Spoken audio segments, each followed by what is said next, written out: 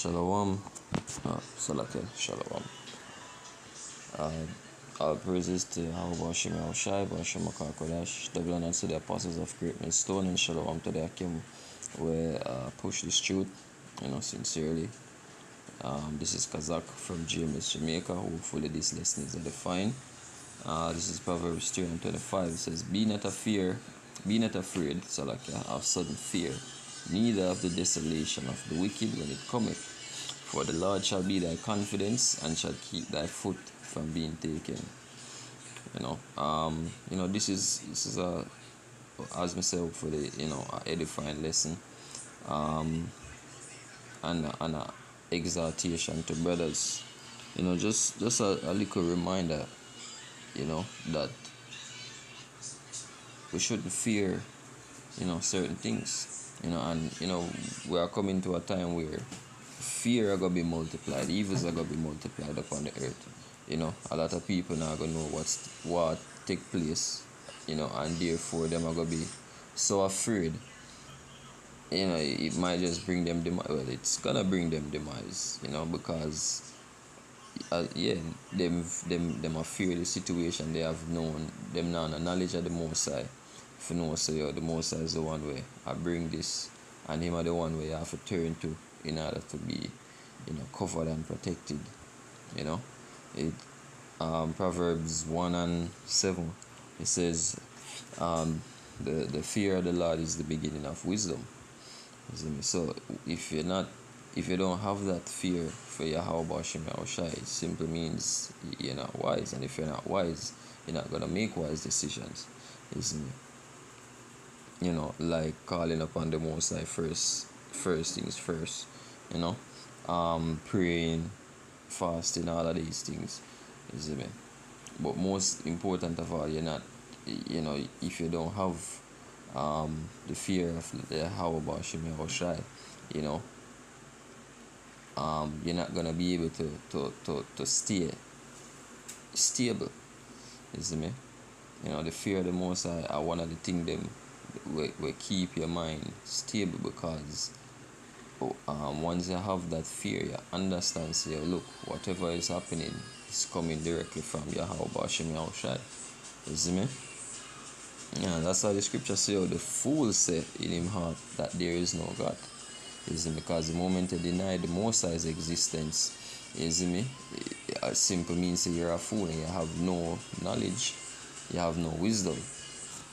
Alright? So again, 25, Proverbs 3, it says, Be not afraid of sudden fear, neither of the desolation of the wicked.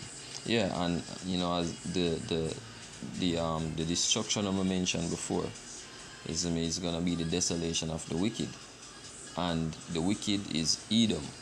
Alright, the nation of Edom, the so-called white man.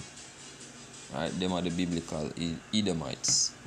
Alright, but them like to hide them identity, but that's another lesson. For them desolation will come real soon. Why? Because we are at the end of their kingdom. For them kingdom is coming to an end, and our kingdom basically are come to fruition. Right? We are basically ushering our kingdom. But during that process, there's a lot of things that are going to take place, which are some fearful things, some dreadful things. However, the Lord assure we that, look, the scriptures are assure we, say, look, those things are not to be feared by you, men of the Lord. Continue to fear the Most High himself. Because him are the one who bring them thing here. See? And if you get it, if you get Psalms 91, alright, that will show exactly why we're not supposed to fear these things, but rather fear the Most High himself. Alright, this is Psalms 91, and we are going to start at 5. It says, Thou shalt not be afraid for the terror by night, nor for the arrow that flieth by day. And a lot of there's a lot of things that are going to take place in this, desolation. Right? The desolation of the wicked. There are whole heap of things that are going to take place. You see me? And as the scripture say, there's gonna be terrors, literal terrors in the night. Whether I want to be the miss, yeah, you're in your bed and you hear missiles are launching and which part them are go, right? You hear bombs are drop. You're probably out in a Jamaica, yeah, so we might not get bombed, but there is a chance that not. I'm not even gonna say there is a chance. It is highly likely that there's gonna be huge tsunamis. We're gonna basically just engulf Jamaica, and all of these other small islands, you know. So yeah, some terrible, terrifying things are gonna take place during this desolation. You see me? And as for the arrows are referred to, the nuclear missiles that will be coming down on America, mainly America. See, it says, nor for the arrow that flieth by day, nor for the pestilence that walketh in darkness, nor for the destruction that wasteth at noonday. Right? So while all these things that take place, we see them in movies, and it don't feel like anything. It just feel like much, because that's a movie. A movie I got really tone down the the situation, right? But to experience these things in real time, oh gosh, man, it's gonna be a really terrifying ordeal, a terrifying experience, isn't it? But all in all, we still have to fear the Lord, the Yahweh Shemel Shai, right? Because as I said again, Him are the one where I bring all of them things upon the earth, isn't it? So therefore, him was supposed to show the fear, the reverence. As I said, the fear of the Lord keep you in check, right? And once you are in check, the most I will check for you, right? It says, verse 7: 1,000 shall fall by thy side, and 10,000 at thy right hand, but it shall not come nigh thee. Only with thine eyes shalt thou behold and see the reward of the wicked, because thou hast made Yahweh, which is my refuge, even the Most High, thy habitation. There shall no evil befall thee, neither shall any plague come nigh thy dwelling. For he shall give his angels charge over thee, to keep thee in all thy ways.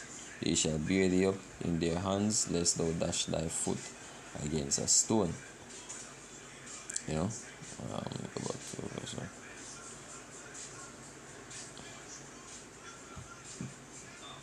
Alright.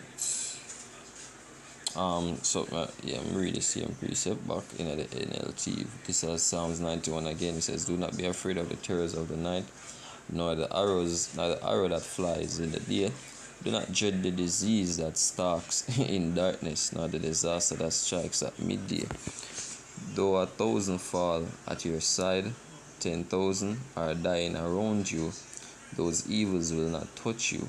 Just open your eyes and see how the wicked are punished. If you make the Lord your refuge, if you make the Most High your shelter, no evil will conquer you, no plague will come near your home, for he will order his angels to protect you wherever you go. They will hold you up with their hands, so you won't even hurt your foot on a stone. Is it? Yep. So that's it. You know what I mean? Having that fear of the Lord, because as I say, fear is something that can be misplaced, mishandled. All right. So when you understand that, there's only one thing to fear, and that's the Most High. That really solve a lot of problems. Because that fear of the Most High, it puts you in a different state. Your scripture say, "Oh, a wise man foreseeth the evil and hideth himself." That are one of the things that will come with, having that fear of the Lord. Because they understand the Lord, they know what the Lord is capable of doing. So therefore, you take, prudence to make sure so you get caught in a certain things. You see me? Mr. Carl, I mean, you think twice before um you venture into certain things, so to speak. Let me see. Okay.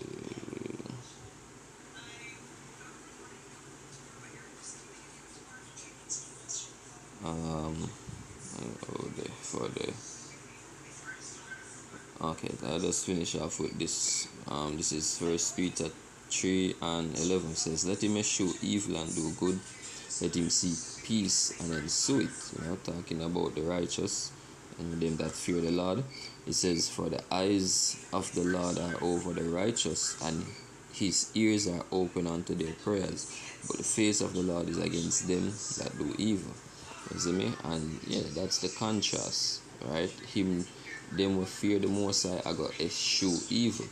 I'm gonna look up the word eschew. Look it up before.